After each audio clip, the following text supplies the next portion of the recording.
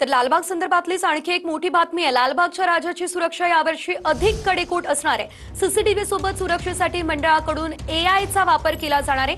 पाकिस्तानसाठी हेरगिरी केल्याच्या आरोपाखाली अटकेत असलेल्या युट्यूबर ज्योती मल्होत्रा हिने लालबागचा राजा गणपतीच्या मंडपातही रेकी केल्याचं समोर आलंय आणि याच पार्श्वभूमीवर मंडळानं आपली सुरक्षा व्यवस्था अधिक अभेद्य करण्याचा निर्णय घेतलाय। यावर्षी मंडप भव्य दिव्य आहे, राजाची मूर्ती देखील सर्वांनी पाहिली, परंतु विशेष म्हणजे सुरक्षतेवरती मंडळाची मोठ्या प्रमाणात भर यावर्षी पाहायला मिळते। मोठमोठे कॅमेरे लावलेत संपूर्ण परिसरामध्ये, आजूबाजूच्या इमारतींच्या परिसरामध्ये आणि एआय टेक्नॉलॉजीचा वापर यावर्षी सुरक्षेच्या दृष्टिकोनातून करण्यात आलेला आहे। काय सांगाल? 300 पेक्षा जास्त सीसीटीव्ही तैनात केलेले आहेत। त्याप्रमाणे संपूर्ण एआय टेक्नॉलॉजीचा वापर करतोय।